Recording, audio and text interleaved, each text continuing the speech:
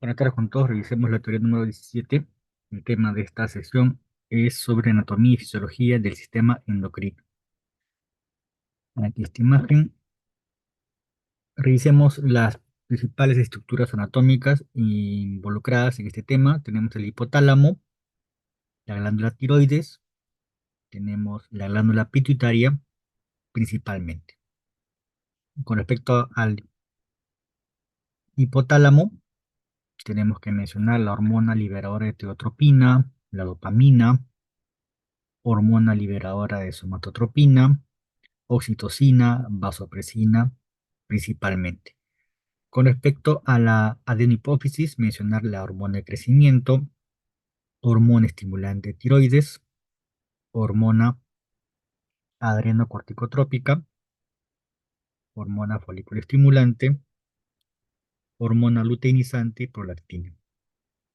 Algunos de los temas que vamos a ir viendo en los próximos minutos.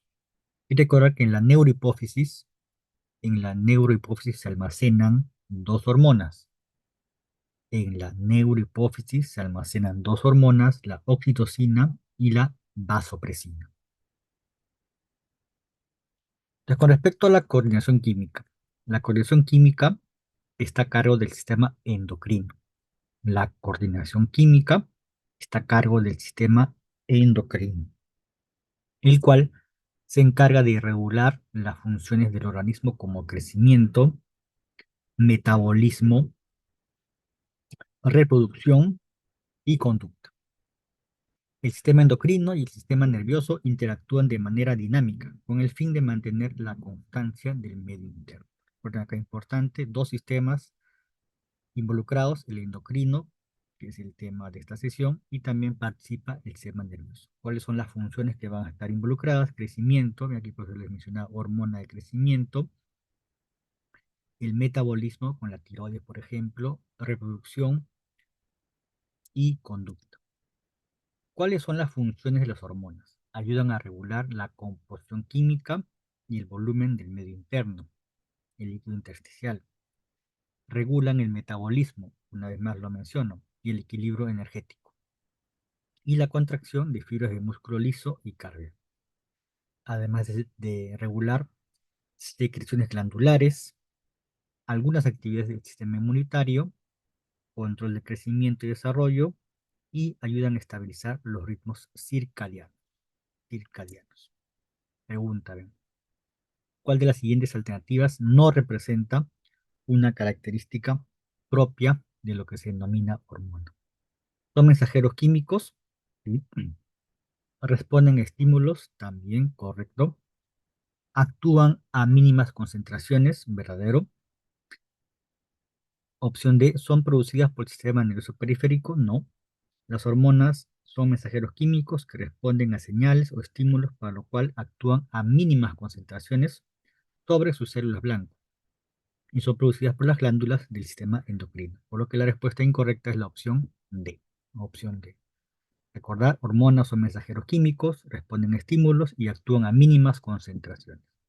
La clave D. Correcto. Con respecto a las glándulas endocrinas, marque verdadero o falso. Tienen conductos hacia el exterior, falso. Secretan mensajeros químicos, verdadero. Secretan mensajeros químicos, verdadero. Detectan el nivel hormonal sanguíneo, falso. Responden a señales internas del organismo, verdadero. Y son los principales centros de control hormonal, falso. Recordemos, verdadero, segunda y cuarta opción.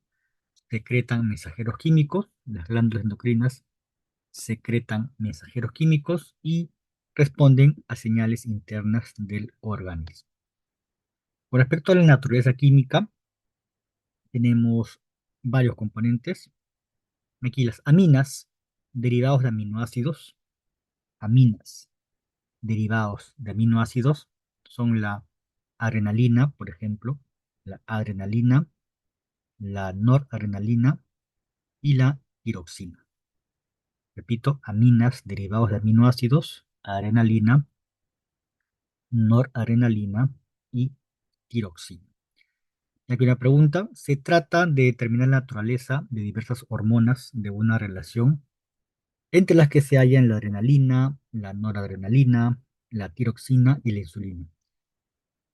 El investigador de dicho trabajo detecta que una de ellas no corresponde, debido a que no es un derivado de un aminoácido y que más bien es una proteína.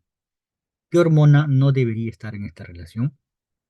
Aquí justamente, ¿no? Tiroxina, sí es, noradrenalina también y adrenalina. La opción correcta de esta pregunta es la A, insulina, ¿no? La insulina es una proteína, ¿verdad? Aquí no se menciona, es una proteína que viene en las siguientes láminas. Respuesta letra A.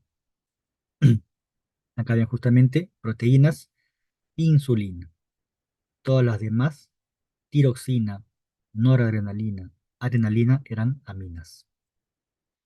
Entonces tenemos el siguiente bloque, ya vimos aminas, vamos a hablar de oligopéptidos, tenemos la oxitocina, antidiurética y glucagón, mientras que proteínas tenemos FSH, LH, recuerden para la ovulación, la hormona luteinizante, ACTH, timosina y la mencionada insulina. Insulina, son ejemplos de proteínas. Proteínas.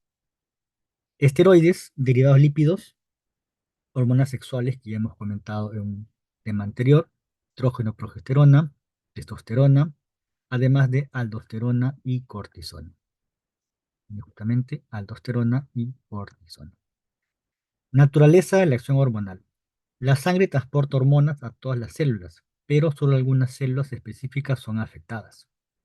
Solo algunas células específicas son afectadas, las que poseen moléculas receptoras en su superficie. La hormona y su receptor específico tienen formas moleculares complementarias. De aquí, formas moleculares complementarias. Aquí tenemos el complejo hormona, lo de verde, receptor. El complejo hormona, aquí, receptor. Pues el complejo hormona-receptor induce la producción de una sustancia llamada segundo mensajero, que tiene un efecto específico dentro de la célula. Por ejemplo, síntesis de proteínas, activación de enzimas, etc. Recuerden, se activa y se produce una sustancia llamada segundo mensajero, que es el que ejerce la acción. Otro mecanismo involucra receptores intracelulares. Cuando la hormona ingresa a la célula, vean aquí, en este esquema, la hormona ingresa a la célula y se forma el complejo hormona-receptor, que activa ciertos genes para síntesis de proteínas específicas, enzimas, las que modifican la función de la célula. Entonces, tenemos dos opciones: que solamente participe a nivel de la membrana, y aquí la hormona se mantiene por fuera de la célula, esta es la membrana plasmática, lo he morado, mientras que en otros casos ingresa a la célula, y aquí ingresa a la célula. Aquí el esquema, vamos a ponerle un momento. La hormona esteroide, justamente, ¿cuáles son las que ingresan a la célula? Las tipo esteroides. Ingresan a la célula y se unen al receptor. El complejo hormona-receptor activa la transcripción de RNA mensajero, traducción a proteínas, y la nueva proteína sintetizada altera la función celular. Recuerden eso. Tenemos el timo, por ejemplo. El timo es un órgano voluminoso de la infancia que involuciona después de la pubertad. Produce la hormona de naturaleza proteica, timosina. Y aquí justamente la hormona de naturaleza proteica, timosina, ya lo hemos explicado, la cual estimula la maduración de células del sistema inmune, la cual estimula la maduración de células del sistema inmune. Y es la zona de maduración de linfocitos T. Tenemos otra glándula. Existe una hormona que actúa sobre las neuronas, induciendo a que la temperatura corporal disminuya después de la puesta de sol, cuando la cantidad de luz decrece. Mientras que cuando sale el sol, inducen a que la temperatura corporal aumente, manteniéndonos despiertos y en actividad. Del texto se infiere que la glándula en sintetizar dicha hormona es la glándula pineal. Aquí, glándula pineal, opción C. La glándula cuerpo pineal secreta el aminoácido modificado llamado melatonina, que es modulada por la luz e interviene en importantes funciones como la de regular los ciclos productivos, ciclos circadianos, el sueño y la vigilia. Entonces, la melatonina regula el ciclo circadiano, el sueño y la vigilia. Otra pregunta. Las hormonas de nuestro cuerpo actúan cumpliendo variadas funciones que nos permiten vivir adecuadamente, y su secreción responde a determinados estímulos. Particularmente existen hormonas que están reguladas por los periodos de luz y oscuridad a lo largo de las 24 horas del día. Estas hormonas son conocidas como la melatonina, que acabamos de mencionar, y la serotonina. Opción C. La melatonina y la serotonina regulan a través de sus concentraciones durante las 24 horas del día los periodos de luz y de oscuridad, de tal manera que a su vez regulan las acciones de diversas hormonas del organismo. ¿Te recuerden? La hormona que tiene que ver con los periodos de luz y oscuridad, ciclo circadiano, melatonina y serotonina. Culminando este primer video, vemos la glándula pituitaria, también llamada hipófisis. Ven aquí, hipófisis.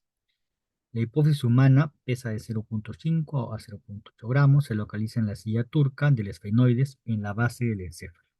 Consta de dos componentes, la adenohipófisis y la neurohipófisis. Ven aquí, glándula pituitaria, pineal que hemos comentado, el cerebelo, glándula pituitaria, tallo espinal. Sistema porta hipotálamo hipoficiario. Las arterias hipoficiarias anteriores dan origen a un plexo capilar primario. Estos capilares drenan en las venas porta. Estos capilares drenan en las venas porta y dan origen a plexos capilares secundarios. El sistema porta hipotálamo hipoficiario transporta las secreciones de los nervios hipotalámicos directamente a la hipófisis anterior. La mayor parte de la sangre de la hipófisis drena al seno venoso cavernoso ubicado en la base del encéfalo y después va a la circulación sistémica. Pero existen evidencias de que la sangre pueda fluir a través de pequeñas venas porta desde la pars distalis hacia la pars nerviosa y que la sangre de la pars nerviosa pueda fluir hacia el hipotálamo. Aquí, por medio de estas vías cortas, puede haber retroalimentación directa de las hormonas de la adenohipófisis al hipotálamo sin necesitar el circuito completo de la circulación sistémica. Aquí entonces, los componentes, habíamos dicho dos componentes, adenohipófisis y neurohipófisis. La adenohipófisis está constituida por el lóbulo anterior, ven aquí, el lóbulo anterior, la pars tuberalis, el cual es una porción del tallo pituitario, pars tuberalis, vean, y el lóbulo intermedio. Aquí repito entonces, la adenohipófisis está conformada por el lóbulo anterior, aquí, lóbulo anterior, la pars tuberalis y el lóbulo intermedio o pars intermedio. Son los componentes de la adenohipófisis. Mientras que la neurohipófisis está constituida por el lóbulo posterior y el tallo infundibular, que también forma parte del tallo pituitario.